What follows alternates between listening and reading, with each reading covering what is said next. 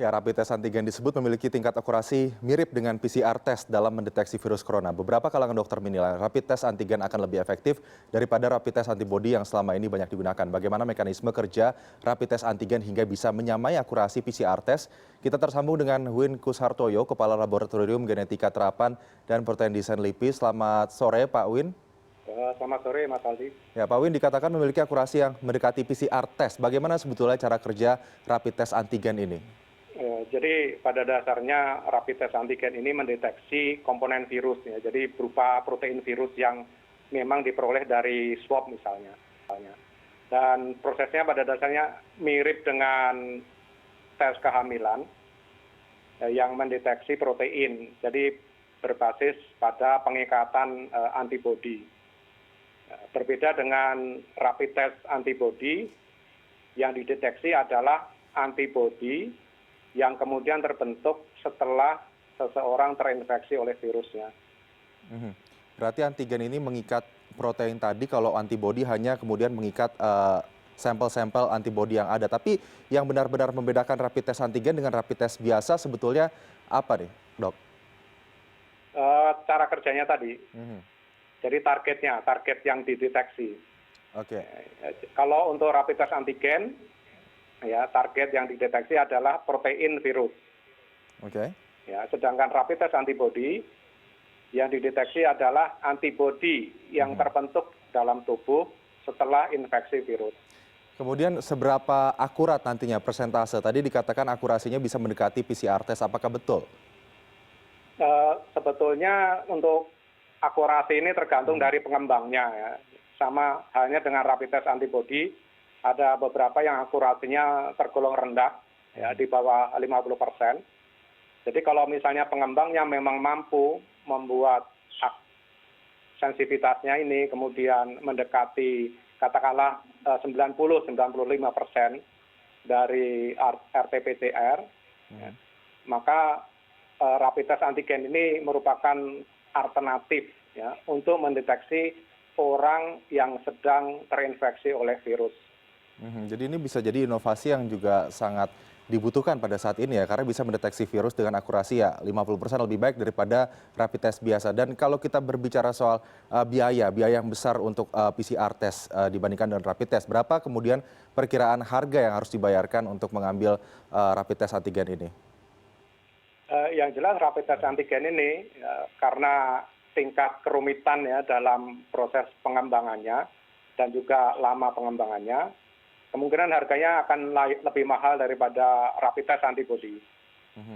Namun diperkirakan masih di bawah harga RT-PCR. Iya. Dan yang penting sebetulnya adalah kecepatan. Ya, karena dengan menggunakan rapid test antigen, kita katakanlah bisa segera memperoleh hasilnya dalam waktu 20 menit. Dan rasanya kalau dengan RT-PCR, kita misalnya harus menunggu 1 sampai 2 hari untuk menunggu hasilnya. dan efektivitasnya rasanya lebih akurat ya jika dibandingkan dengan rapid test biasa. Tapi untuk rapid test antigen ini sendiri di dalam negeri sebetulnya perkembangannya produksinya sudah sejauh mana, Pak Win? Ya, yang saya tahu ada sebuah tim dari Universitas Padjadjaran yang mengembangkan rapid test antigen ini.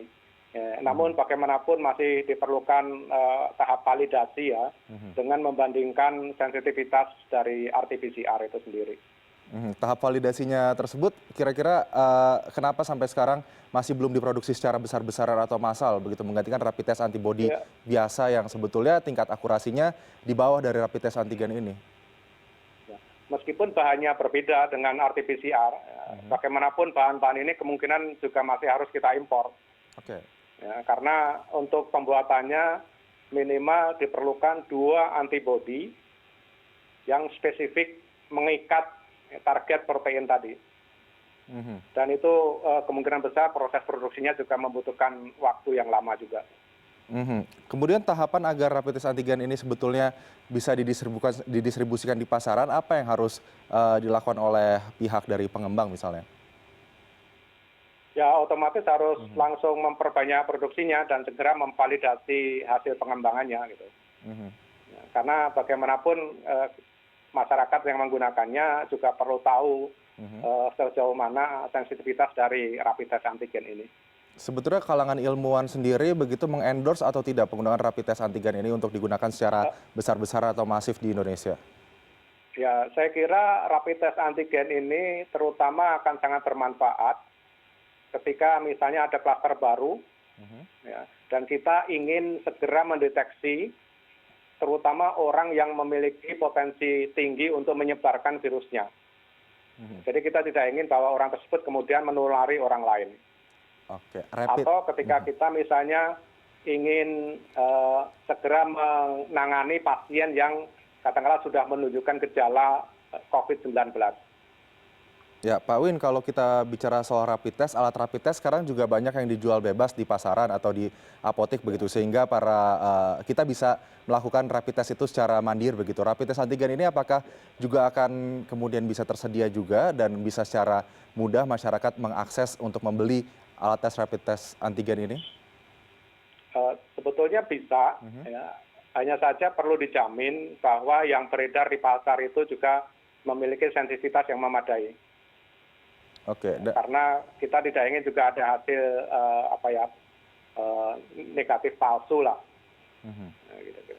Keotentikan rapid test antigen ini sebetulnya sudah dijamin belum oleh BPOM ataupun sudah di endorse oleh Ikatan Dokter Indonesia sehingga bisa digunakan oleh masyarakat? Sejauh ini bagaimanapun gold standard ya untuk deteksi COVID-19 ini masih tetap RT-PCR. Ya, ini kemudian tergantung dari sensitivitas ya rapid test antigen ini. Dan dalam hal ini pihak Kementerian Kesehatan lah yang sebetulnya paling berperan. Karena mereka yang bertanggung jawab untuk mengendorse rapid test mana yang sebaiknya digunakan baik oleh para dokter atau mungkin masyarakat yang ingin menggunakan secara mandiri. Oke, kembali lagi nantinya rapid test antigen yang dikeluarkan harus benar-benar bisa diukur terlebih dahulu tingkat sensitivitasnya dan akurasinya ya. Baik, terima kasih Pak Win Kusartoyo, Kepala Lab Rekayasa Genetika Terapan dan Protein Desain LIPI sudah bergabung bersama kami. Selamat sore Pak Win. Selamat sore.